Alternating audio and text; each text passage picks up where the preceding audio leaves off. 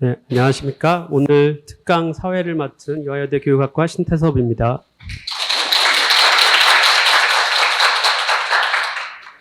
Good afternoon, everyone. Thank you for taking the time to join the Distinguished Scholar Lecture at Ewha Women's University. This event is jointly organized by the Graduate School of Ewha Women's University, the Korean Education Psychology Association, and the Department of Education Frontier 1010 Project, and the College of Education at Ewha Women's University. For today's talk, we are honored to have Dr. Richard Ryan, currently a professor at the Institute for Positive Psychology and Education, Australian Catholic University, and a distinguished professor at Ewha Women's University. Dr. Ryan will deliver a talk on the topic of motivation and development in the context of schools, research from self-determination theory on student engagement, well-being, and performance. Following his lecture, we'll have a short Q&A session, taking questions from the audience. Before we begin today's lecture, we have several distinguished guests who would like to welcome Dr. Ryan. First, we have the Dean of the Graduate School at Ewha Women's University, Dr. Yu Kyung-han, who will make an opening remarks for today's event. Please welcome Dr. Han. 네, 여러분 안녕하세요. 방금 소개받은 이화여자대학교 대학원장을 맡고 있는 한유경입니다. 오늘 우리 이화여자대학교 대학원이 한국교육심리학회, 교육학과 프론티어 1010 사업단, 그리고 사범대학 교육대학원과 함께 본교교육학과 초빙 석좌 교수이신 리차드 M. 라이언 교수님을 모시고 해외석학 특강을 개최하게 된 것을 기쁘게 생각합니다. 무엇보다 바쁘신 중에도 오늘 특강을 흔쾌히 수락해 주신 라이언 초빙 석좌 교수님께 깊은 감사드립니다. 교수님은 2022년 스탠포드 대학에서 세계 최상위 2% 학자로 인정받은 석학 중에 석학이십니다. 심리학 분야에서 가장 또 저명한 학자이시기도 합니다. 바쁘신 중에도 특강을 빛내주시고 환영사를 해주실 본교 박은혜 사범대학장님 겸 교육대학원장님과 사회를 맡아주시고 교육심리학회를 대표해서 축사를 해주실 신태섭 홍보위원장님께도 감사의 인사드립니다. 그리고 이 자리를 함께 해주시기 위해서 본교 대학원생들, 교육대학원생들 뿐만 아니라 제가 참가자, 사전 등록해 주신 분들 참가자 명단을 어제 봤거든요. 보니까 전국에서 관련 주제에 관심 있는 교수님들도 많이 신청해 주셨고요. 그리고 학문 후속 세대인 여러 대학교의 대학원생님들도 사전 예약을 통해 이 자리에 많이 참석해 주심을 깊이 감사드립니다. 저희가 사실은 좀 더 좋은 장소에 모실 수 있었는데 내일부터 저희가 입시가 있고요. 그래서 지금 많은 시설을 사용할 수가 없는 그런 상황이라서 이 방이 최선이었던 것 같습니다. 이 기회에 저희 대학원을 잠깐 소개해도 되겠죠? 네. 이화여대 대학원은 1950년에 설립된 우리나라 대학원 중 가장 오래된 대학원입니다. 이화의 설립 정신인 여성 리더 양성은 대학원의 목표이기도 합니다. 지난 73년간 이화대학원은 여러 가지 어려움을 겪었습니다만 연구 중심 대학으로서 혁신과 창의에 기반한 학문 선도뿐만 아니라 학생 교육을 위해서도 최선을 다해왔습니다. 지금까지 이화대학원에서 학문을 닦은 4,900여 명의 박사와 29,600여 명의 석사 동창 여러분께서 국내외 모든 분야에서 선도적인 역할을 담당하고 계심을 감사드리며 자랑스럽게 생각합니다.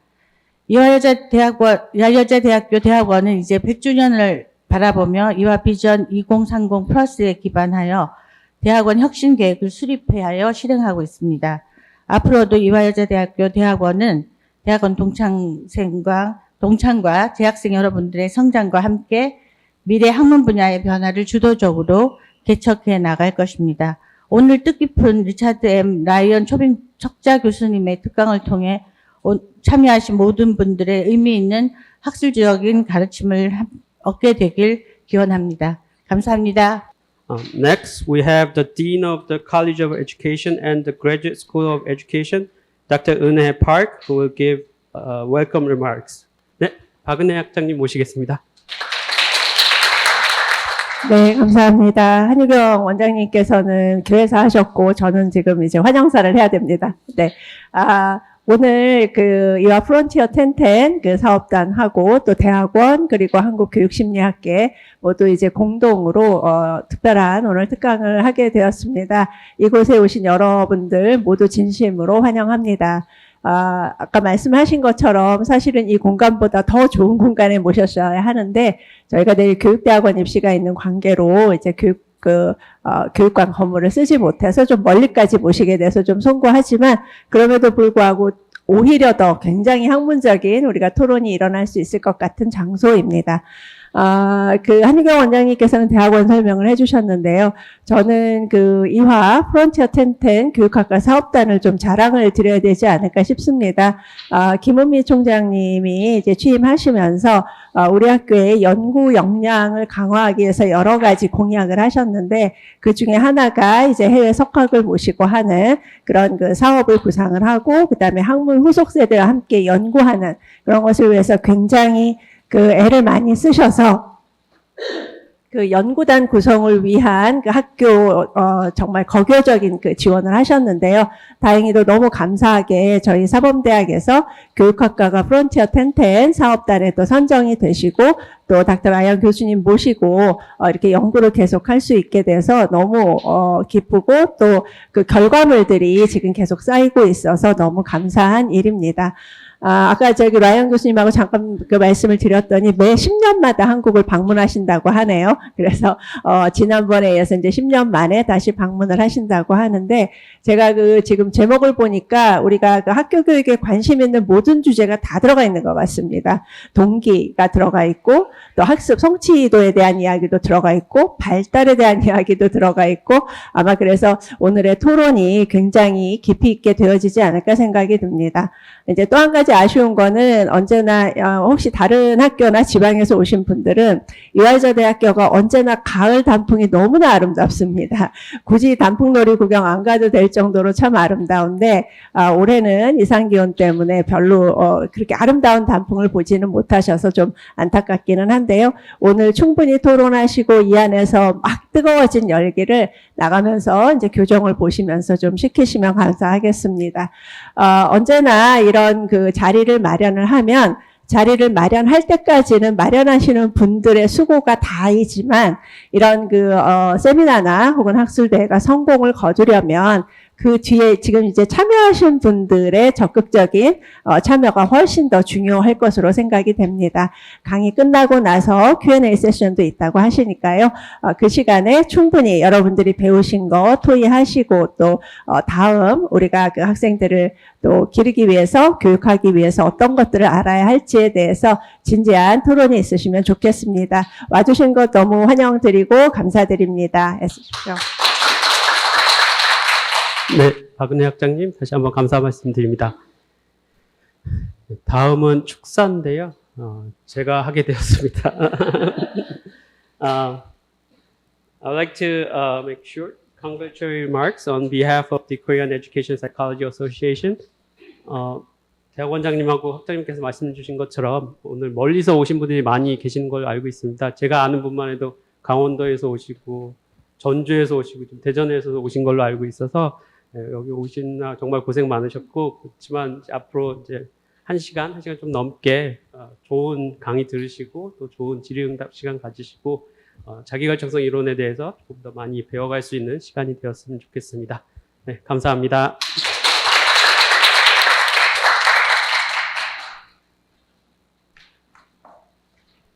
Now, I'd like to formally introduce Dr. Richard Ryan. Dr. Ryan is a clinical psychologist and co-developer of self-determination theory, one of the leading theories of human motivation. He is among the most cited researchers in psychology and social sciences today, with over 450 papers and books in the areas of human motivation, personality, and psychological well-being. Reflecting Dr. Ryan's international influence and interdisciplinary contributions, he has been recognized as the world's top 2% scientist 2022 by Stanford University. Please welcome Dr. Richard Ryan. Professor Shin, thank you very much for introductory remarks. And I didn't understand the other introductory remarks, but thank you very much for those as well. I'm really honored to be here today. This is my third time in Korea and my second time to Ewha University. The first time was 20 years ago. And this is a picture of Professor Shin and I 20 years ago, and he still looks the same. But I'm really happy to be back. I was really impressed the last time I was here, and now I'm happy to be a part of Ewha University. Before I begin, I want to say that all the work that I do is collaborative. It's deeply collaborative, and I have had the joy of many wonderful scholars around the world. And I just for a moment put up a list of my recent collaborators from many countries around the world, mostly Australia now, where I work. But as self-determination theory is really a community of researchers that are working together to have a coherent framework. And so many of the comments I'll make today shouldn't be attributed to me. They should be credited to other scholars around the world. And I have my own research team that I would like to just acknowledge at IPPE in Australia. The Australian researchers are on the top line, and then my Canadian group is here on the bottom, and these are the people who really do the quality research that often people think is mine, but it's really theirs. And one of the Canadian researchers is my son, William Ryan, who's at the University of Toronto, so he does work with us too. But Emma Bradshaw is kind of the head of our lab. Jasper Duenveld and Kelly Farber and Ben Stewart are the Australian researchers, and Muriel Jojame and Stefano Di Domenico are the other Canadian researchers who work with me. And I just want to credit them for all the work that they do. I'm going to talk today about self-determination theory and its application in education. I just begin by saying it's a really broad theory. We won't be able to discuss all of it today. And it's a pretty old theory now. It's, I hate to say that it's more than 40 years that we've been working on this theory at DCNI. So it's been a long road. And our focus is really on human development and flourishing. And we've done research in many different areas. This morning I gave a little history of my own work in the field, and we began with the phenomena that's called intrinsic motivation. Intrinsic motivation is when you do something just because you find joy and interest in the activity itself. And we were interested in intrinsic motivation in schools and in classrooms, and in what teachers and other personnel in schools do that either facilitates or undermines intrinsic motivation. But our early research on intrinsic motivation expanded pretty quickly because we also wanted to look at extrinsic motivation, doing something because it has an instrumental value for you, because you're trying to seek some other end by doing an activity. And we were interested in the ways in which extrinsic motivation can be really controlling, or it can be really autonomous, and how we can make extrinsically motivated activities more autonomously engaged. And so that was the work on internalization. But as we looked at the conditions under which people had either high intrinsic motivation or really autonomous extrinsic motivation, we saw that under those conditions, people also had high well-being. They were happier, they felt more connected to other people, and more generally were flourishing. And so we took that work to say, we're going to develop a general theory of well-being, and that's where the theory went next. There's been many other steps in this long road of the theory. We've looked at individual differences in motivation, and because we claim some things to be universal principles in motivation, that's led to a lot of cross-cultural research to see what is the same and what is different. And we've also looked at many other areas. I'm just going to mention one here, where we look at people's life goals. What are you aspiring for in life? And we find that some life goals lead people to greater wellness, and some life goals, even when you succeed at them, fail to make you happy. And so that's just been another area of our research. I'm not going to discuss all these different topics today, but just to say, if you have interest in this theory, it's a pretty broad theory that covers many, many topics. It's also applied in many different areas. And I think for me as a clinical psychologist, this is probably the most important thing about self-determination theory, that it can be put to practical use in organizational settings, in school settings, in clinical settings, in healthcare, in sport. A big interest of mine is about how technology affects our well-being through its impact on our psychological needs. So many different applied areas of work. And it keeps growing. So we just had our 8th international conference. This is the first post-COVID conference. We had 800 people from 33 countries come to Orlando for the latest meeting of SDT. So it's gotten big, and this is our brand new handbook of self-determination theory from Oxford, which has 57 chapters covering different topics that SDT addresses. So just shows that it's gotten to be a pretty broad and expanding theory. One of the papers that I wrote with my colleagues in our research group recently was a meta-review of meta-analyses in SDT. At the point that I wrote this review, which was 2 years ago, there were 60 published meta-analyses on self-determination theory. There are now 78 that I'm aware of on self-determination theory, which tells you how big the literature is that you can do that many meta-analyses on this topic. But across all of that work, across all of those different areas of application and theory, the central question is always this: what do people need in order to flourish? And what gets in the way of their flourishing? What are the things that block or create obstacles for it?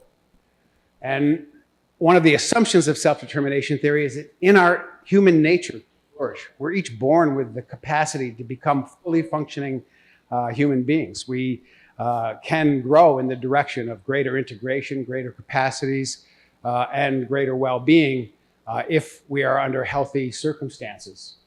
But I think our assumption is that although it's in our nature to flourish, it's not automatic. It requires certain nutriments and supports from the external environment in order to occur. And so that includes physical nutriments. Obviously, we can't grow and become healthy without the right nutrition, without the right food. But this is also true for psychological growth. We also need certain psychological nutriments in order to flourish. And so in self-determination theory, we use the term need to describe those nutriments. So there are some physical needs, again, that we have. We need water, like I have over here. We need food. So this is uncontroversial that if you don't give people proper physical nutriments, they will show deterioration. They will show lower level functioning. And eventually, they will get sick. But it's also true that there are psychological needs, and our definition of that is a strong one, which is a need is something that if you don't get it, you will show deterioration. You will show lower level functioning. But if you do get your needs met, then you will be able to flourish. So we say that basic psychological needs are universal. Everyone has a certain set of basic psychological needs. So they're natural rather than acquired. They apply across all cultures. And it's also true that you don't need to consciously value the need in order for it to have an impact on you. I've worked in some atmospheres where people say, I don't need any autonomy. I'm fine not having it. But what we show is that they don't function well without it. Some people, many of my patients have said, I don't need any close relationships. I'm fine on my own. But we see when they don't have close relationships, they're not flourishing and they are not fully functioning. So even if you're not aware of your need for the need, it still has an impact on you. So this is a strong definition of needs, and very few things qualify to meet that definition. But there are three that we have settled on that do fit that definition: the needs for autonomy, competence, and relatedness. There may be other basic needs. We argue all the time in our research group about a fourth and a fifth need, but these are the three that have held up empirically over time and that I will be focusing on today. In fact, what we think in broad strokes of self-determination theory is that when you get these needs satisfied, you're more integrated in your functioning, you're fuller in your functioning, more of your capacities are available to you, you have more vitality and energy for life, and in general, you will report higher well-being. But when these needs are frustrated, when your relatedness is frustrated, when your competence needs are frustrated, or your autonomy needs are frustrated, you see the negative effects of that in defensiveness, in people compartmentalizing their psychological experiences, in greater ill-being, in low vitality, greater depletion, and in disengagement from the activities in which you might be involved. Now, needs can be supported or thwarted, we say, at multiple levels. Mainly our studies are at the interpersonal level, how a teacher can either support or frustrate the needs of a student, how a manager can support or frustrate the needs of their employee, how a coach can frustrate or support the needs of an athlete, etc. But also, outside the interpersonal sphere, organizational influences can impact needs. So, for instance, in education, educational policies and educational organizations can be structured in such a way as they frustrate the needs of the teachers and the students within it, or support basic needs of the teachers and students within it. And the same is true at the societal level, which is cultural and religious norms can have a positive impact on fulfilling psychological needs, but they can also inhibit the satisfaction of needs and sometimes frustrate them. So, quite controversial, but true to self-determination theory, we think we can evaluate all kinds of human entities, organizations, cultures, relationships in terms of their capacity to fulfill or to frustrate basic psychological needs. And many people think you can't criticize a culture, but we do criticize schools, we do criticize organizations when they fail to meet the needs of their members, and I think we can do the same for religions, cultures, and other large-scale human organizations. So today I outlined in yellow here, the things that I'm mostly going to talk about, which is at the interpersonal level, how parents and teachers impact students' flourishing, and how educational institutions and policies do so. So I'll keep my focus hopefully there. Now, just a little bit about these three basic needs. The first one is probably the least controversial and is a part of almost every theory of human motivation, which is the need for competence. In order to be motivated in any atmosphere, you have to feel like you're able to succeed and be effective in that atmosphere. And people really value this a lot. They want to experience growth and new challenges. If you have a job, you want to see that there's room for you to grow in that job and you can develop new skills. These are the things that keep us engaged and flourishing. And when there's an absence of positive feedback or a sense of growth, people disengage or become less motivated. A second basic psychological need is relatedness, and this is the need to feel belongingness and connectedness with other people. And again, this is not as controversial as it might be because I think we all understand how important love and connection is in our lives and why we need it for flourishing, why the respect of a teacher for a student matters to that student's feeling about themselves and their capacity to flourish. Relatedness is hugely important. And when you have, I keep skipping slides here. When you have relatedness, you feel like you matter to the other people around you. You have a significance, and this is really important to people. And you get the experience of relatedness when people are caring for you, when they help you when you're in the middle of challenges or difficulties, but you also get the experience of relatedness when you get to give to other people. So we show a lot that relatedness satisfaction goes up when you can contribute because it helps you feel connected to the other person and also helps you feel significant and you matter. And finally, and this is probably the most controversial within SDT and what we research the most, is the need for autonomy. And when we use the term autonomy, we mean, or when you have autonomy, you are willingly engaged in what you're doing. If you're here today because you wanted to hear this lecture, then you have autonomy for coming to this lecture. But if somebody made you come to this lecture or somebody was going to be disappointed if you didn't come, we would say these are not autonomous reasons for being here. And you wouldn't have autonomy and you'd probably be more disengaged and less connected with this lecture. So we feel autonomy when we're engaged in activities that feel what we say is authentic, that they're coming from ourselves and they're matched with our values and our interests. So when we can act in ways that are congruent, then we feel this sense of autonomy. And experiencing autonomy in a classroom setting, in a work setting, in a sports setting, is really important to both wellness and performance. Because autonomy is so important, I just want to say a few definitional things to clarify what it means. So autonomy, again, is being willingly engaged in what you're doing. It's not the same thing as independence. So in self-determination theory, we say independence is not relying on other people for help or support. But we argue you can autonomously be dependent. You can willingly and autonomously rely on other people. You can even be willingly following the directions of other people if you concur with the legitimacy of the directions that they have given you or the rationale behind them. As long as you can stand behind and endorse what you're doing, you can experience autonomy.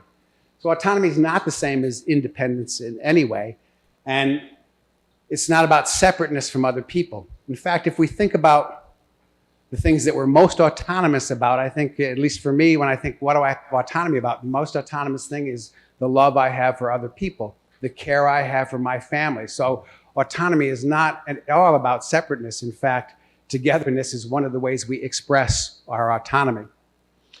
It's not about freedom. Now, freedom in our work, we define freedom in terms of the release from constraints or the absence of constraints. But absence of constraints does not give you autonomy. If you just release people from constraints, or let's say you go into a classroom and you say, well, no rules apply here, you will not get autonomy, you will get chaos. Because people will not know or have a sense of what direction they would want to take. So, and also, you can have freedom even when you're heavily constrained. If someone gives me an order, but I agree with the order, I agree with the need for the order, and I can put a rationale behind it, then I can autonomously follow the order. So again, it's not about whether you are doing your own thing or not doing your own thing. It's about whether you concur with what you're doing and you're doing it willingly and you endorse it. So this is the issue of autonomy. These distinctions are really important, particularly the distinction between independence and autonomy for almost all of our studies. So I'll probably bring it up again, but I wanted to begin here. Now, when we think about motivation and its autonomy, we see that motivation varies in autonomy. And we differentiate motivation into many types. And I'm going to go through these different types, but people typically have multiple motives, and they vary in how autonomous they are. So first of all, sometimes people are just not motivated at all. We call this amotivation. And there are two central forms of amotivation. One is, I don't care about this activity. I find no value in this activity, so I'm not motivated. And the second is, I can't do this activity. I'm helpless in the face of this activity, so I won't be motivated to do it. So either absence of competence or absence of value leads to amotivation. On this continuum of autonomy, the next step up would be what we call external regulation. External regulation is when you do something because someone else is controlling you with either rewards or with punishments. External regulation can be very powerful. So if I have a big enough reward or I have a big enough stick, I can probably motivate somebody to do something. The problem with this motivation is not its power, it's its sustainability. The minute the stick goes away or the minute the reward goes away, so does the motivation. Because it's not inside the person, it lies outside them in the external contingencies. So it's not a very sustainable way to motivate people. Still further up in relative autonomy is what we call introjection. And introjection is when you do something not because you fully endorse it, but you think you should, you're afraid you'll disappoint other people, or you're afraid you'll let yourself down, and you'll feel bad about yourself, so you're avoiding guilt and anxiety. And so introjection, again, is a very powerful form of motivation. I think many of us who are in academia know about introjection from the inside. We know that we put a lot of self-pressure on ourselves and might feel bad when we don't succeed. This is introjection. So the problem with introjection, again, is not that it's not powerful, it's that it has many mental health costs. As we push ourselves around with guilt and anxiety threats, we also suffer from the internal conflict that goes on about that. And people who are highly introjected in activity, when they start to have trouble in that activity, often will disengage because it's feeling too bad for them to continue on. So it's not as sustainable. The next step up on this is now what we call autonomous extrinsic motivation. So this is, the label for this is integration or identification. And this is when you're doing an activity not because it's fun or not because it's interesting, but because you think it's important and you think it has value and utility. So you are self-endorsing the goal, therefore standing behind it, and then therefore having autonomy. So when you're doing something that's congruent with your values, and I'll give the example here, I really do hate public speaking. I'm a person who likes to be in my study writing and not paying attention to people, but I do public speaking a lot because I think it's important to spread the word of SDT. And so this I would call my motivation here. Well, some of it's interjected and then also some identified. And then finally, intrinsic motivation, which is when you're doing something simply because it's enjoyable or you like the challenge that's engaged in it. It has interest for you. And this is a highly autonomous form of motivation because you're doing it because you want to do it and you're unconflicted in it. And this is a very important and rich form of motivation because intrinsic motivation powers a lot of our learning and growth in life. In fact, most of the learning that occurs in life is intrinsically motivated. Every day, each of you is learning something new. You might be learning about a new neighborhood here in Seoul. You might be reading the newspaper and learning about what's happening politically. You might be watching a TV program that's a documentary. And you're doing that not because anybody's grading you, not because anybody's testing you, but because you're a human being who's interested in the world around you. And the majority of our learning comes through this pathway. Not in schools always, but in other contexts. That's where our learning often occurs. Intrinsic motivation is deeply evolved in us. We are creatures of curiosity.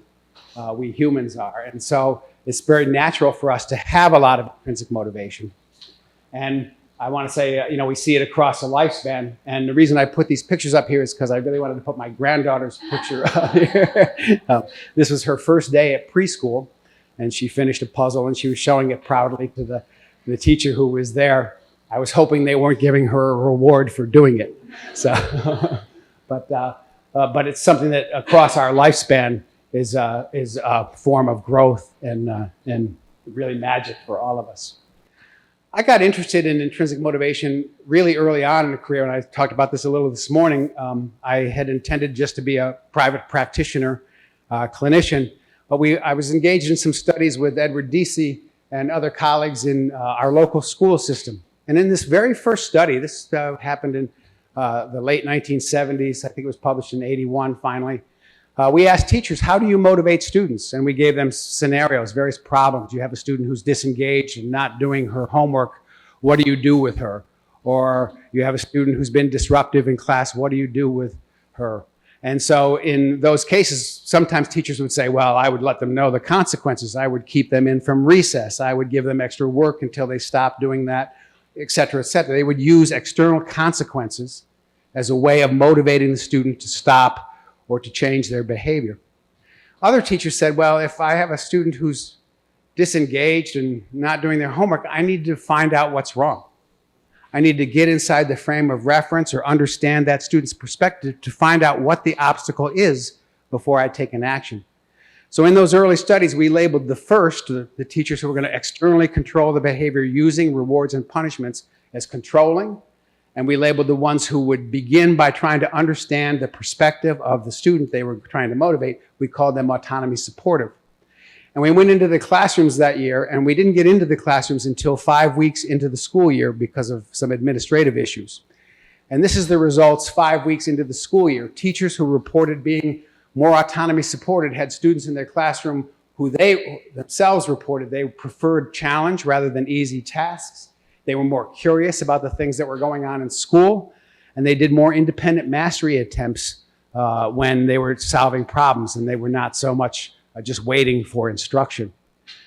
As a young clinical psychologist at the time, the thing that impressed me most was these bottom two things. In 5 weeks, teachers had already had an impact on the self-esteem of students, and a controlling teacher was lowering the self-esteem of those students, and an autonomy supportive teacher was raising the self-esteem of those students.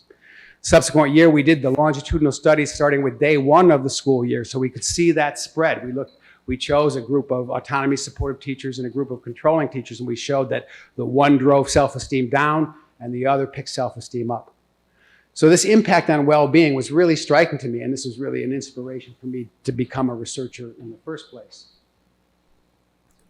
Now, intrinsic motivation is really important in schools, and part of it is that we know that it's one of the things that really accounts for student performance. If you can maintain intrinsic motivation at school, you'll be more engaged, and that's going to show up in achievement. And a number of studies have shown that this is true across really varied populations and types of students.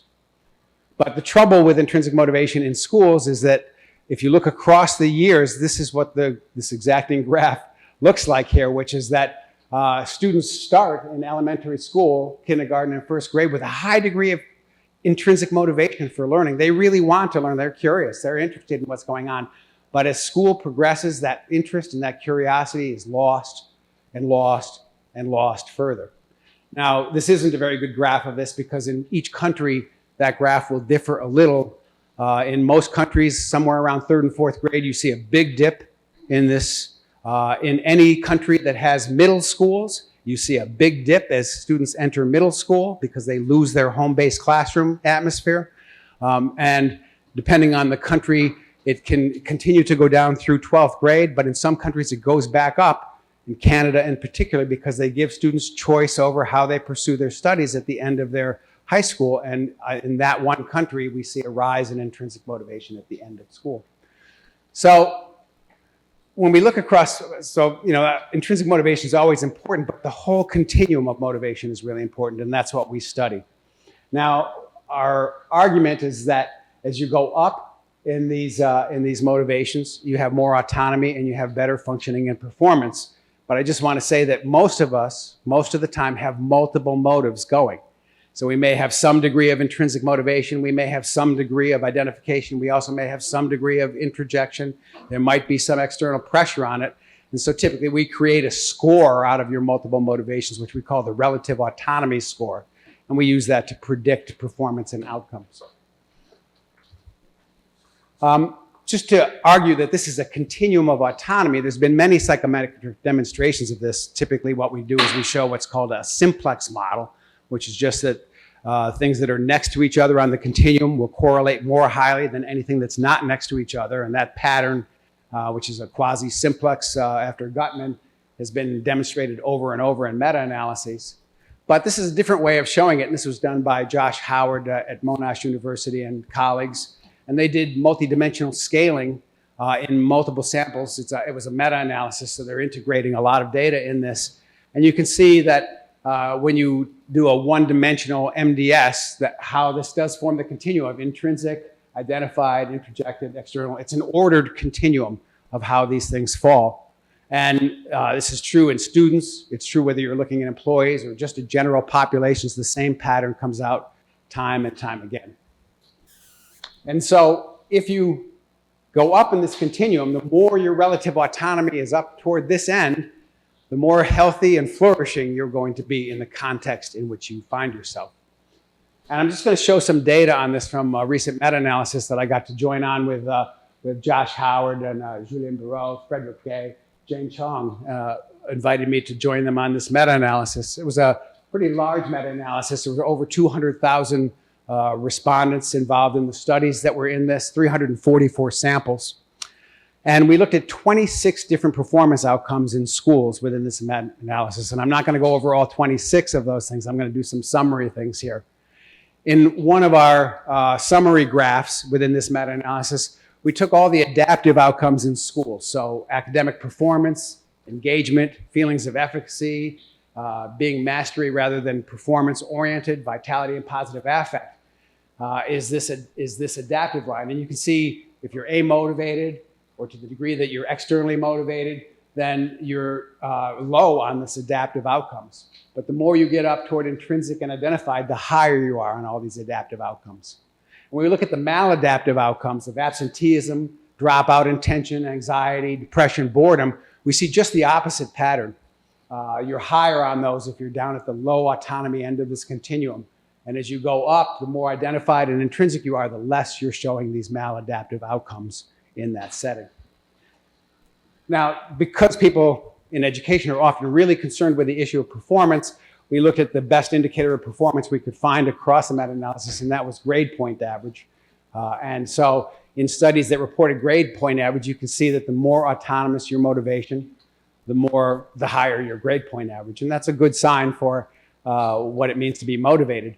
But in SDT, I think we care less about achievement and GPAs and scores like that than we do about students' well-being. And so luckily, when we look at well-being and ill-being, we find the patterns that we do hope for here, which is that your well-being is higher to the extent that you're more autonomously motivated, and your ill-being, symptoms of depression, anxiety, etc., are lower when you have more autonomous forms of motivation. So the pattern is quite strong. So this is in psychological sciences, perspectives on psychological sciences. So there are 26 different outcomes studied in there, and if you're interested in the details of that, that's where one would go. Now we can look at it in other settings rather than general academics, and this is another meta-analysis I got to be involved in with Vasconcelos, Diego Vasconcelos, who was the head of this meta-analysis, and he was looking at physical education settings. So in physical education, what he was able to show across 265 samples, or the team was able to show, is that autonomous motivation positively predicted adaptive and negatively predicted maladaptive outcomes. Introjected motivation was modestly correlated with both adaptive and maladaptive outcomes. It's a mixed outcome when you're introjected. And external regulation and amotivation both had negative relationships to adaptive outcomes. So the same pattern in PE classes as in general academics. We can now look at specific subject matters, and this is not a self-determination theory study, but I brought it in just because we had been talking about mathematics quitting in the 9th grade here in Korea, of students disengaging from mathematics because it doesn't feel like something that they're, well, because of many reasons. We were talking about it. But in this study, these investigators, Winberg and others, were trying to look at what are the most important variables predicting enjoyment and engagement in mathematics classes in the 9th grade. And so what they did is they did a VIP analysis. And a VIP analysis is something that puts all the variables into some competition with one another and then draws out the ones that are the most predictive of outcomes. And typically in a VIP analysis, a value above 0.1 means that it's a significant and meaningful predictor. And when you get below 0.1, then actually below 0.8, then you can start wondering how significant this is. If you look at the things that are at the top of this list, the top predictor was intrinsic and identified motivation. But also within that top 5 is autonomy support in general, and then autonomy support in the specific subject matter. So these SDT variables are popping out as the most predictive of engagement in the 9th grade mathematics. When you look at other things that are common in the literature, like expectancy of success, it is predictive, but it's not as predictive as these other things would be. If we look at another subject matter like music, this was a study that was done by Paul Evans and colleagues in Australian music schools. And music students who had basic psychological needs satisfaction in their music lessons, relatedness, competence, and autonomy, had more autonomous motivation. And what in this study they were looking at is the quality of practice, because musicians have to practice all the time. That's how they craft their skill. And this autonomous motivation predicted more frequent practices and higher quality practices as rated by the musician themselves, and also a choice of more challenging musical materials when you were practicing. So you see the quality of motivation going up to the extent that needs are satisfied and autonomous motivation is at work. And so in general, across these studies, what we see is this pattern of autonomous motivation leading to the outcomes I think we would associate with flourishing, more engagement, more commitment to goals, better performance, better well-being, and as I'll get to later, more pro-social attitudes. And so we're trying to figure out all the time, well, how can we help people become more located up at this end of the continuum and less located down at this end of the continuum? And this is where our intervention work is most important. And our intervention work is always about supporting basic psychological needs. So how do we support these needs is kind of the next question, and I'm just going to briefly talk about each. When we think about supporting competence in any setting, we think the most important thing about the setting is designing the activities so that the experience is mostly of success. It's not designing activities to be optimally challenging. That is not what gets people to feel most engaged. It's having activities that you feel you can succeed at. Now, just as a side point, I help people design video games. I have a company that consults with video game companies. And if you design a good video game, the structure of the game is pretty easy activity, challenge. Easy activity, easy activity, easy activity, challenge.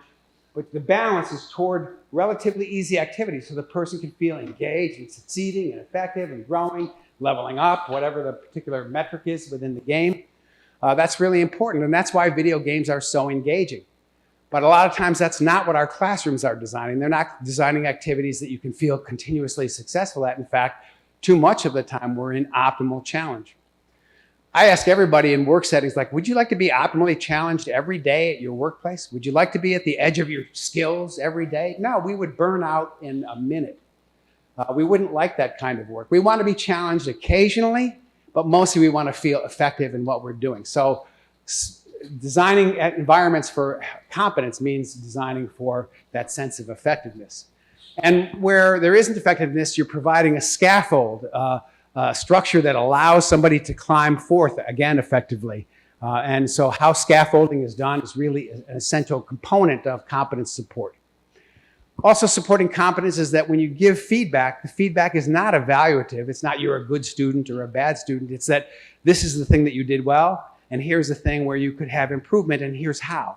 That's informational feedback. So informational feedback is feedback that's specific to the task that helps you do better. It's not an appraisal of you, a judgment about you. It's not a praising of you. It's about the specific activity that you were engaged in. So feedback has a particular kind of structure that's of that sort.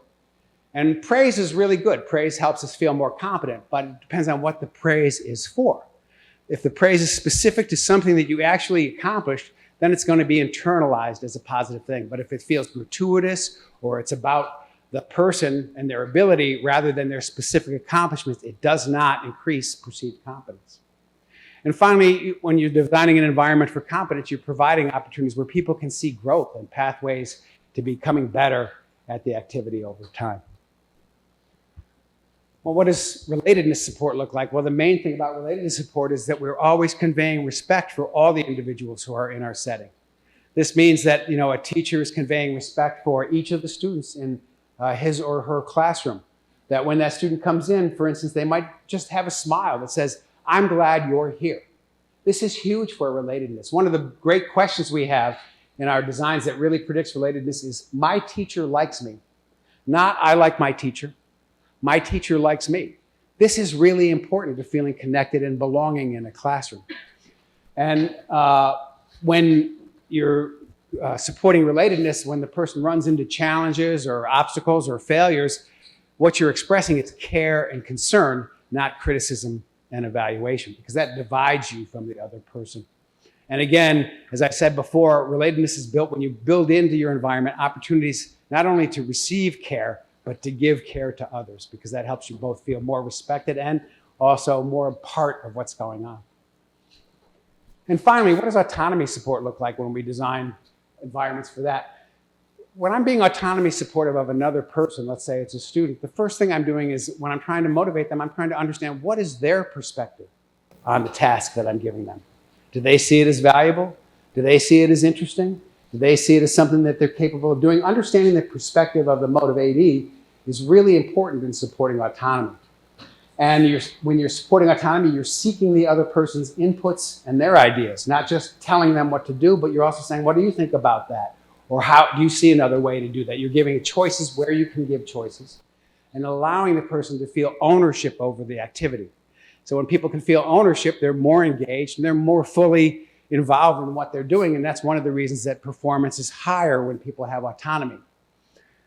You're giving choices where they're possible. Maybe the choice isn't whether you do something or not, but it could be when you do it, how you do it, the specific form it takes. The more you can build in choice into activities, the more people feel ownership and autonomy. And really important to autonomy is that if you're going to ask people to do something that's not intrinsically motivated, you should have a rationale for why it has importance. I can't say the number of classrooms I've visited before where students are told to do something and they're like, why? Why do we have to do this? And the teacher says, because it's going to be on the test. Okay, that's not a rationale. That's a control. A rationale tells you the value of something, how it could be used, why it's something important to learn. And I can say this, that in cross-cultural comparisons, American teachers hardly ever give a rationale. They mostly just say, this is the assignment, here's what you do, and if you don't do it, this is going to be the consequences. You won't do well on the test. And that is a controlling approach to motivation. But if you have a more autonomous approach, you're saying, we're doing this because, and then you have a set of reasons that are good reasons for why this is a useful activity. If we're teaching something that we don't have a rationale for, we should ask ourselves, why are we teaching this? Why are we teaching this? If we can't explain why this is important, how are we going to convey to the students that this is important and valuable? And when you're supporting autonomy, you're minimizing the use of controlling languages, shoulds, musts, have-tos, and controlling rewards. You're not putting contingencies that control people. And you're empathizing with them when they run into obstacles and they find resistance. You don't tell resistance to go away. You try and understand the resistance and what the obstacle is. So autonomy support turns out in our research to be probably the most important and key element in the following way, which is if you're going to support somebody else in competence, you're going to provide structure, but you provide the structure in an autonomy supportive manner. That's what makes it effective. And if you're going to promote relatedness by being involved and engaged with the person, then you do that in an autonomy supportive manner, and that's what leads to the satisfaction of relatedness. So both the competence and relatedness components need to be done in an autonomy supportive style for need satisfaction to occur. Now, just an example in classrooms, this is a study that was done by Maarten van Stinkist and his group in Belgium. And what they did is they were asking teachers, what is your motivational approach? Kind of similar to what our earlier studies were about. And teachers self-reported their own motivational strategies in the classroom. And then they looked at the autonomous motivation of the students in those classrooms. And what they found was that in classes that just had high structure, that were dominated by high structure, but not autonomy support, there was modest autonomous motivation. If there was moderate autonomy support but low structure, there was modest autonomous motivation. Where there was very low structure or low autonomy support, of course, there was low autonomy. The most autonomy motivating classrooms were those that had high structure and high autonomy support. So students know what's expected of them. They have an understanding of what the ground rules are and what the mechanisms are for having success, but they're also given support for their autonomy in engaging it. And those turn out to be the highest quality classrooms from a motivational standpoint. And I want to get now just specific about students' development. And so far I've been talking about teachers, but of course our students come from different homes where their parents might have been controlling or autonomy supportive, and this has a big influence on their motivation in school. And in SDT, when we focus on parents' support of their children, we think about autonomy, support, structure, and involvement as the big three, as I just mentioned. Those are the resources that a parent provides for children to have them optimally growing. And again, I had to put my granddaughter in this picture. So she was playing at the daycare and across the street. So I just taken the opportunity. That's my daughter, Alex, there. She's a florist who lives in Cincinnati. There's been a lot of data in SDT about parental inputs in children. This is just one by Ariana Vasquez and Erica Patel and their colleagues. They were looking at autonomy supportive parents and what impact that has on students in school. And what they found in this meta-analysis was that more autonomy supportive parents had students with higher academic achievement, with more autonomous motivation for school, with more psychological health, who had greater perceived competence, who were more engaged in school, and had more positive attitudes about school. And of course, you can infer the opposite for more controlling parents. They have the more disengaged, more resistant, less autonomously motivated students. We recently did a meta-analysis that we now have under review where we looked at all the studies we could find on parents, on autonomy and control, and the impact on children's wellness or on offspring's wellness. And what we found in this meta-analysis, this is kind of a complicated slide, but the baseline here is really where the results are. You can see that autonomous motivation is positively correlated with well-being, and control is modestly negatively related with well-being, but control is not very, but it's modestly positively correlated with ill-being. So in other words, control hurts children's well-being, and autonomy support enhances well-being. And this is not moderated by culture. We looked at the different regions in the world, so it's broken down by region there at the top. The results are pretty much the same across the world. It's It's not moderated by age. It's not moderated by child gender. It's not really moderated by who the reporter is of these things. Mostly, it's just main effects for autonomy supporting wellness and control decreasing wellness and adding to ill-being. Now, specific studies show this across the world. And this is an older study, but I like it because it looks at both parents and teachers. And here we did this study in the US and in Russia. This was with Valery Cherkov. And he came from a small city, cold city up in Russia called Yaroslavl. And I come from a cold city in the US up north that's called Rochester, New York. Very similar sized cities, both impoverished cities. So we thought these would be good comparisons to look at parents and teachers in these two cities. And what we found is that when we look at motivation, parental autonomy support and teacher autonomy support were both predictive in the ways that we would expect. So parental autonomy support was negatively related to being externally regulated. It was uncorrelated with introjection. It was positively correlated with identified regulation. And notice here, it's not correlated with intrinsic motivation. Why? Because the teacher's the one who's controlling the intrinsic motivation in the classroom. So teacher autonomy support predicts intrinsic motivation as well as valuing and lower external regulation. So the same pattern in both countries. Now, if you look at well-being outcomes from the same sample, parental autonomy support was related to the students reporting greater self-actualization, greater self-esteem, and greater life satisfaction in the US sample, and teacher autonomy support predictive of life satisfaction and self-actualization.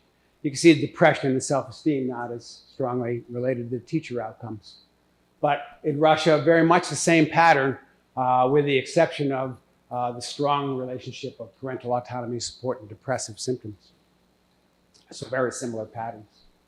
A meta-analysis kind of verifies this. This is a meta-analysis that was recently done by Julien Bureau and colleagues. And they were looking at both teacher autonomy, the joint effects of both teacher autonomy support and parent autonomy support across studies. And what you can see is autonomy support's related to higher basic psychological need satisfaction, and that in turn is associated with greater intrinsic motivation and identified motivation and negatively correlated with amotivation. So these patterns are showing both the influence of teachers and parents simultaneously. Now, just turning to teachers now, we can say on a given day, teachers can be more controlling. On another day, they might be more autonomy supportive. And what we wanted to see is do students' motivation and engagement in the classroom co-vary with the teacher's demeanor on that particular day. So this is when I was at the Max Planck Institute. We did a study in the German public school system, and we were looking at 3 different subject matters. So these are 7th graders, so they go to different classrooms. And so we looked at their mother tongue class, which was German, their second language class, which was typically English or Russian, and their mathematics class. And what we saw here, we looked at both between and within person influences on this. And at the between student level, the more generally autonomy supportive the teacher is, then the more students tend to have positive engagement in classrooms, what we called an interest experience. But at a within-person level, we saw fluctuations in accord with how that teacher varied on a day. So in a day when a teacher was more controlling, no matter what the student's individual difference was, their interest level went down. And on a day when the teacher was more autonomy supportive, the student's interest value went up and their engagement went up. So we see these within classroom fluctuations, even controlling for the individual differences of both the teachers and the students. So it's like a double hierarchical model in this case. This is just again to look at this. This is a meta-analysis on daily variations in teachers' autonomy support and controlling strategies. This is based on about 2,000 students, and this was done by Erica Patel and her colleagues. And they found on days when teachers gave more choices, when teachers asked about students' interests, on days when teachers provided a rationale for what the students were doing, on days when they had answered more questions and raised more questions with students, students were more engaged in the classroom. And that pattern just really shows how powerful our behavior is on any given moment in terms of how it's motivating or engaging the person around us. I'm just going to now move it to another sphere, which is we were looking at coaches. And this is a study I got to do with Kimberly Bartholomew and other colleagues in the UK. And they were interested in controlling coaches and autonomy supportive coaches. And so they had athletes, and these were athletes at all levels from club level up to elite level. They rated their coach's style in terms of its autonomy support or its controllingness. And we can see that when they saw their coach's autonomy supportive, they had more need satisfaction, they had more positive affect, and they had lower burnout. Opposite true when they saw it as controlling. What was interesting is we wanted to do some kind of objective outcome for this, and so do it behind the back, I guess. We took a mouth swab from the athletes before they would go on the field, so that we could do a particular assay for secretory immunoglobulin A. And this is a secretion in your mouth that is a reaction to stress. It's anticipation of stress. So it's a good thing, actually. So if you're about to get sick, this is something that would be secreted as an immunological resistance to the illness. But here, it's just the controlling coach. And what we find is if you have a need-thwarting coach, a controlling coach who need-thwarting, then those athletes are walking onto the field with more of this stress expressor coming out physiologically, just a way of kind of verifying the impact of controlling coaching. I'm going to move here to music. Again, Paul Evans and Freer did this study, and I find this one particularly interesting. This is done in Australian schools.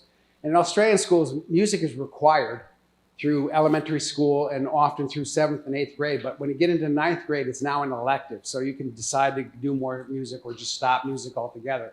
So they were trying to predict who goes on in music.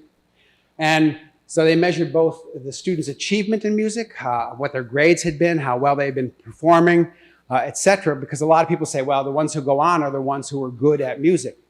But that turns out to be, yeah, it's a predictor, but it's not as strong as the need satisfaction they experienced in their classroom of music. So need satisfaction strongly predicted elective outcomes, and achievement predicted those outcomes, but not as strongly, and achievement itself was predicted by the experience of getting need satisfaction from teachers. So you can see here the students are choosing not just on the basis of their ability, but they're choosing on the basis of their experience in the classroom and in that kind of learning setting.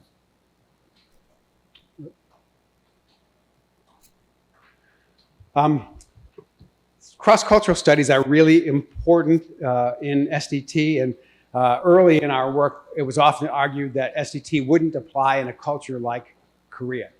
I can tell you that the meta-analyses in this area show that, in fact, autonomy is more important among Korean students than it is among US students in terms of its prediction of outcomes. We were talking about this morning a bit. But this was a study that I got to do that was led by Young-Chim Yang, who's now at Hanyang University here. And what we were doing is looking at classroom autonomy support and external control in Korean students. And you can see that, again, this in the systematic way predicts their basic psychological need satisfaction. And when they had more autonomy, they were more engaged and they achieved better in classrooms, and they were less prone to negative affect, and they had more intrinsic motivation. It's also, as I said before, we care about achievement, but we mostly care about wellness. And I just want to say how important teachers are to the well-being of students. And I loved this longitudinal study from China because it really brought this out. You and colleagues were looking at teacher autonomy support and its relationship to students' basic psychological need satisfaction here at time 1. You can see that there is a relationship. But teacher autonomy support at time 1 predicted need satisfaction at time 2, which predicted school engagement at time 3. And you can see that teacher autonomy support at time 1 also predicted school engagement at time 2, predicting these outcomes. What's really interesting in this particular study is that if you had an autonomy supportive teacher, you got more engaged, and that left you less susceptible to anxiety and depression. Students, however, who didn't feel that autonomy support were less engaged, and they were more likely to show symptoms of anxiety and depression. So it shows how important school engagement is, feeling like a part of a school, feeling like you're doing something willingly, and feeling like you're being supported by teachers really is an important element in your mental health. But we did another study that we actually never published for reasons that I won't go into here, but it should be published because it was a study that we did in 21 countries. And this was an open-ended study where we asked students take 5 minutes and describe the most motivating teacher you ever had. And then we had them also in separate essays, take 5 minutes and describe the least motivating teacher you ever had. And then we had them do another essay, take 5 minutes and describe your current teacher. Those were counterbalanced in order. And then we were trying to look at what characteristics we could find in those essays by these students across these countries. The results were, this is just explaining what I just said here. The results were really clear in this study. In every sample, the teachers who were described as the most motivating showed characteristics of autonomy support and relatedness support. Those were the things that were really salient to students. And we have to say that in no sample were teachers who were most motivating described in terms of giving rewards, having a grade focus, being rigorous, pressuring the students. None of those turned out to be descriptors of the most motivating teachers that students ever had. This was universal. This was not, I mean, in every country this was the case. And so you see that even though sometimes our policymakers think, well, what we need to be doing is more rigor, we need more pressure, but those aren't the things that students are motivated by. Those are the things that policymakers are motivated by, but not students themselves. So given all this evidence, we've been doing interventions in schools. And I've been doing teacher workshops and interventions for a long, long time. Teacher workshop would not be like this. It would not be me standing and lecturing. It's really an interactive workshop where we look at classroom processes. But more recently, we've kind of systematized interventions built on the ones that John Marshall Reeve, who was at Korea University here up until recently, when we stole him to ACU, he developed these interventions here in Korea. Now they've been applied in many countries across the world, but they were originally developed here in Seoul. And there's been now 51 intervention studies looking at this model being applied in classroom settings. And in 48 of those, in 94%, there was a significant positive effect. And those effects were typically really strong, with D's over 1, showing what a robust change was taking place. And when we look at the impact of this intervention, students are becoming more autonomously motivated and they're showing better performance. But what's also interesting to us is teachers show higher well-being after having gone through the intervention, because they're using techniques now that make them in a better relationship with their students. They're getting students to be more autonomous and engaged, and they're getting less reactance and less pushback, and their jobs are becoming more satisfying. And so when we do these interventions, it's not just that it benefits students, it benefits the teachers as well. And the evidence on that is pretty clear. There was an article that came out in American Psychologist recently that was led by Chion and Reeve and others from, mostly from our Institute in Positive Psychology. They were looking at not the impact of these interventions on academic outcomes, but on bullying in schools. And what they found is in schools where this intervention had been done, bullying went down. Now, why did it go down? When teachers are showing more respect for students in classrooms, when they're taking an attitude of autonomy support, that seems to generalize into the student population. They found in here that in schools where this intervention had been done, bystander intervention went up. Students were less tolerant of bullying in those schools where interventions had been done. And so I think this is a really interesting direction of research right now, is how when you start to change the climate of a school to be a more needs-supportive climate, it has many positive effects, including on pro-social behavior. I'm just going to mention one set of studies on higher education, because I'm getting here on time. I'm already over on time. But if you look at higher education, this was Stupinski et al. They're looking at college and university teachers. And their model was that if college and university teachers are feeling need support, they'll be more autonomously motivated for their teaching. And then they'll do a better job at teaching in terms of higher quality teaching. They'll have more clarity, more higher order learning, more reflectiveness and integrative activities, and more collaborative learning. And this is essentially what they found in their studies. So again, at all levels of education, teachers' autonomy really matters. So it's not just about the climate for students, it's also about the climate for teachers. We can't expect teachers to be supportive of students' needs if we're not supporting teachers' needs. And we see all around the frustrations of teachers and the need thwarting that's going on for teachers all around the world, often because of really bad school policies. And there's lots of evidence on this, and because I'm over on time, I'm not going to spend a long time on it. This is a study from Israel by Haya Kaplan and colleagues where they looked at pre-service teachers, and you can see here when pre-service teachers had more needs support, they had better outcomes in terms of accomplishment, engagement, self-exploration, and less exhaustion. I was able to do a study in the Hebei province of China with Yu Yan Ni and Beilen Chua and some colleagues there, and we were looking at the principal. The teachers report about their principal. So teachers reported how autonomy supportive was their principal. And if their principal was more autonomy supportive, they were more intrinsically motivated to teach. And they were more identified in valuing other teachers. And interestingly, in this Chinese population, if their principal was autonomy supportive, they were more interjected because they did not want to disappoint that principal. They felt connected with that principal.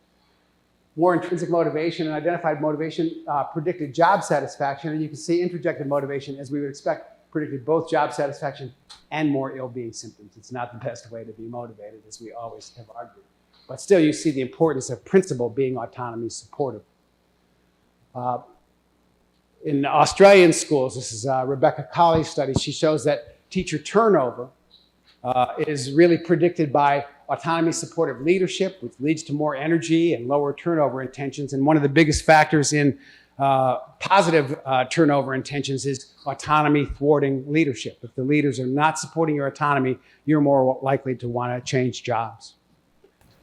A meta-analysis, I think, really bears this out. This is Gavin Schlemp's meta-analysis of teacher need satisfaction and wellness. And teachers who are experiencing need satisfaction in the workplace show more autonomous motivation. They have higher well-being and less distress. And importantly, which we find all the time, when they have more need support themselves, they are more autonomy supportive in their own teaching style.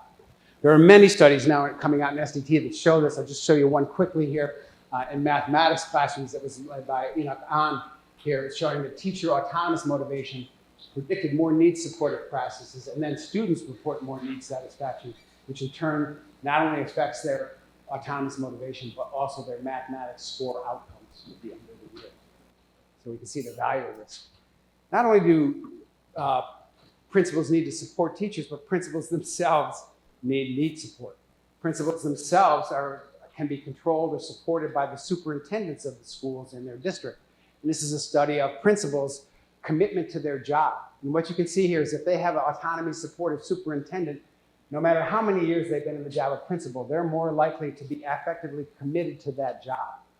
So at every level of education, support for the psychological needs of the players matters, all the way from superintendents down to students. Now, I've presented a lot of evidence today about the importance of need support in classrooms and why doing the things that help students flourish is really critical. But what I want to argue is that we have a huge gap between the psychological evidence, the things we know about optimal classrooms, and what policymakers are making us do in classrooms.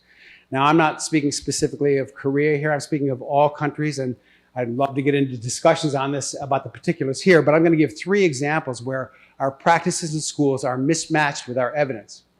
And the first one, it's really interesting. After yesterday's tests here in Korea, we think high-stakes testing is problematic for school climates and atmospheres.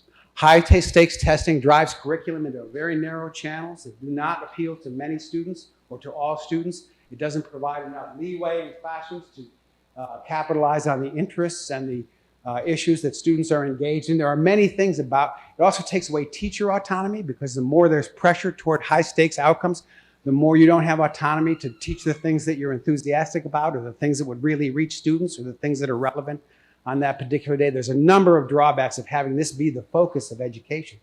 And so high-stakes tests, in most countries where they occur, are interfering with the capacity of teachers to supply a needs-supportive environment. Also, when we look at education all around the world, every place I have visited, the most ubiquitous way we're trying to motivate students is through grades. And I submit to you that there's not a shred of empirical evidence that grades are actually motivating. They are selective devices, and we confuse the idea of selecting students into higher levels with motivating them in the classroom. But in most classrooms we go in, students are being graded every day on everything they do. And I want us to imagine if we went to a workplace and every day we were being tested and evaluated and given grades and comparative grades, how would we feel about our jobs? And then we wonder why students aren't getting need satisfaction or intrinsically motivated in classrooms.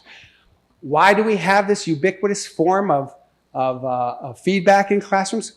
Because it's normative, because it's always been done. And nobody's willing to question it. But I don't think it's a valuable thing.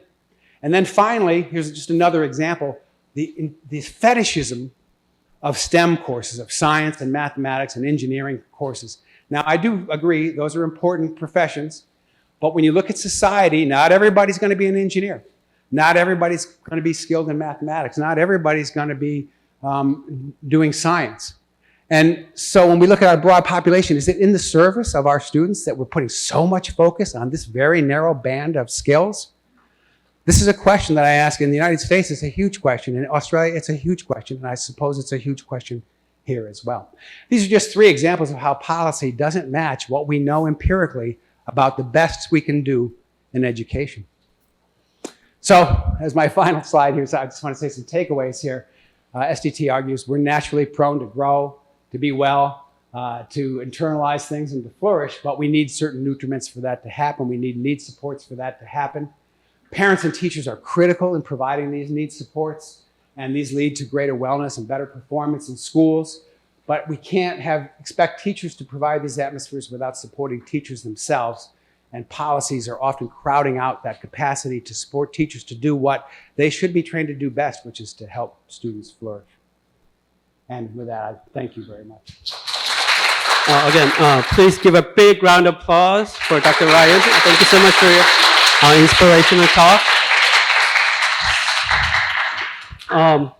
Let's take some questions from the audience. I know some of you came here with a question in mind, so please raise your hand, and I'm going to hand this mic to you. 안녕하세요. 저는 연세대학교 교육연구소에 있고 사실 교육행정을 전공한 김유원이라고 합니다. 네, 아까 다양한 레벨을 말씀해 주신 것처럼 사실 교육행정이나 정책 분야에서도 굉장히 교수님의 이론을 많이 참고하고 있어요. 그래서 오늘 뵙게 되어서 되게 영광이고요.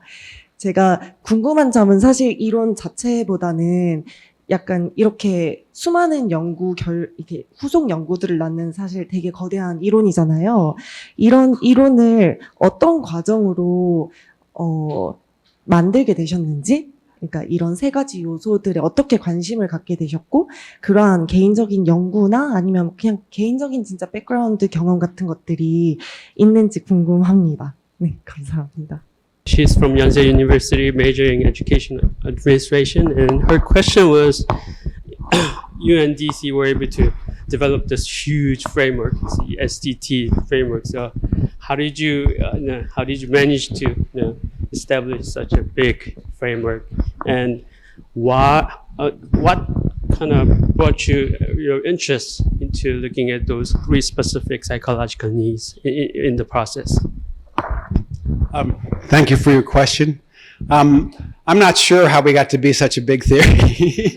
I think we intended to have a theory that applied in many places and that had some universal implications. So one of the reasons it's big is because it's easy to apply in many, many different atmospheres. And I think the reason it's big is because we've had really good students and they have carried it forth. So I kind of give them the credit, and now there's an international community that carries this research forward, and so that's how it grows, really.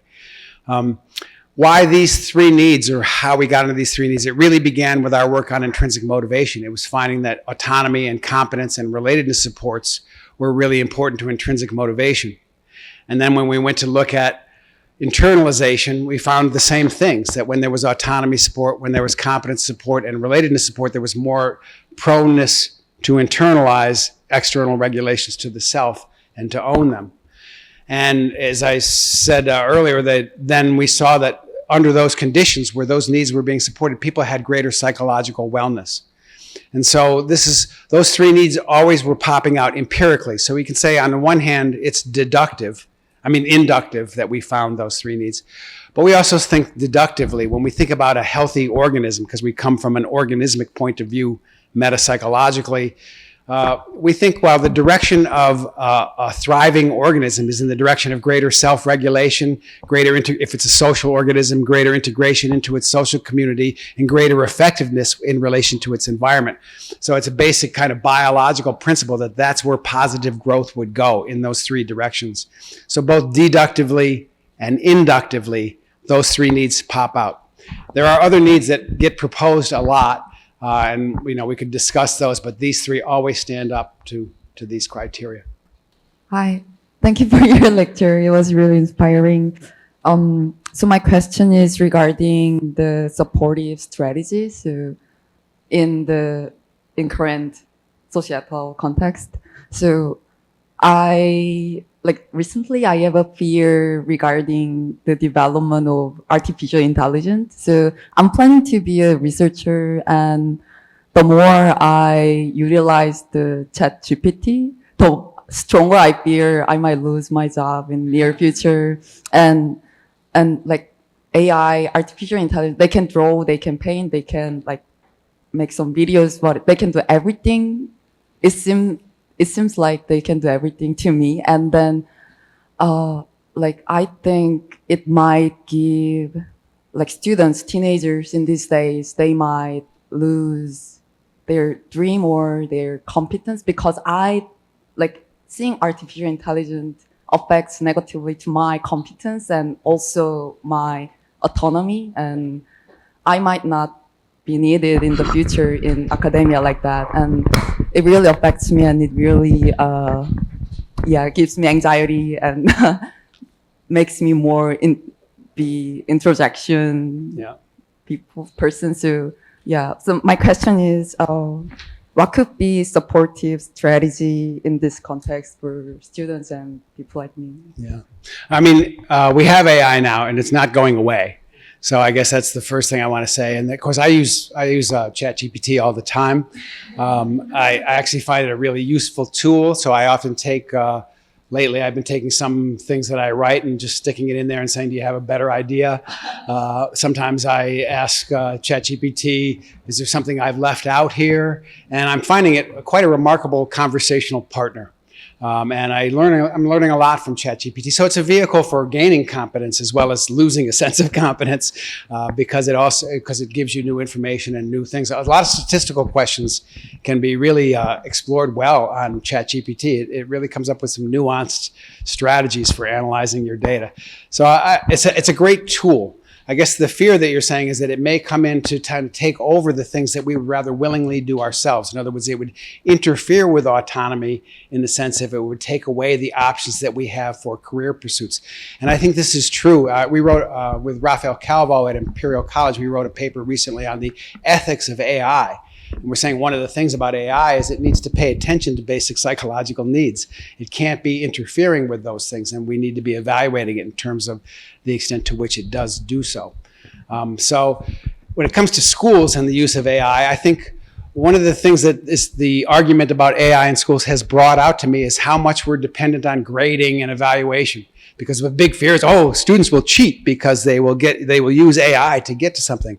Instead of thinking, students can learn more because they're using AI. We have an attitude that it's always about evaluation and grading, and I think that makes us then fear this because it's an easy route around. But I think if we can harness AI as a learning tool, and we can come up with exercises in which the use of AI itself is encouraged, we're helping our students gain competence in the modern world.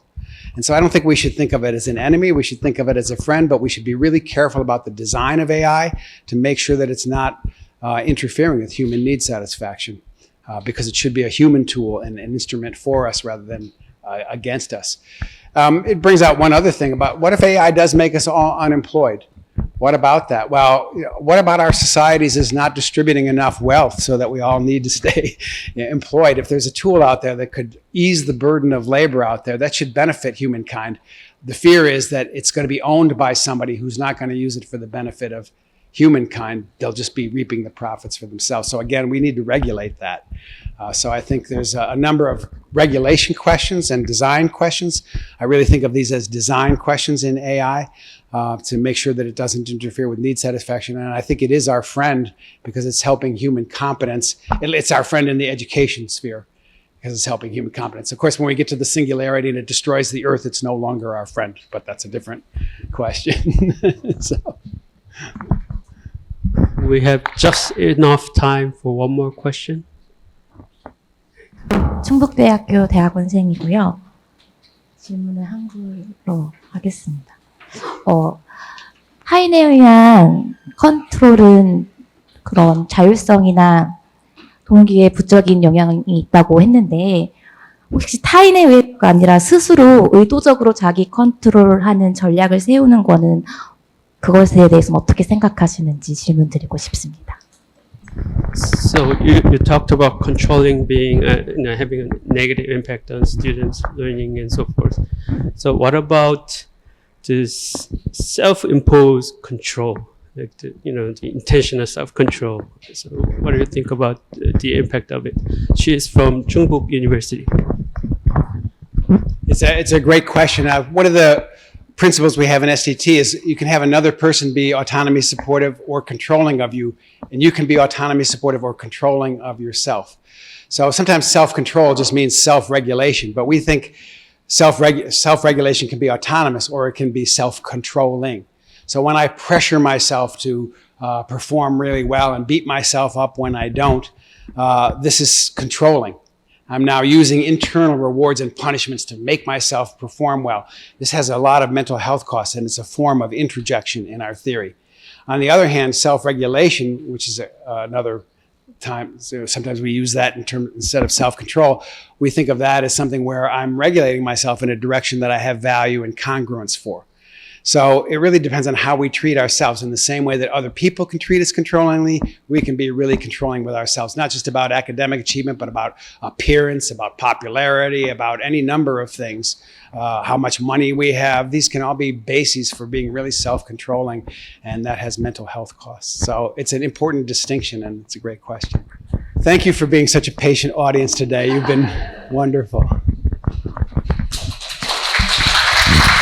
All right, it is time to wrap up our distinguished scholar lecture today. Thank you again, Dr. Ryan, for your great talk and thoughtful comments. And I would also like to express gratitude to everyone who attended today. I hope you all enjoyed his talk today and look forward to seeing you guys at the next event. Thank you very much.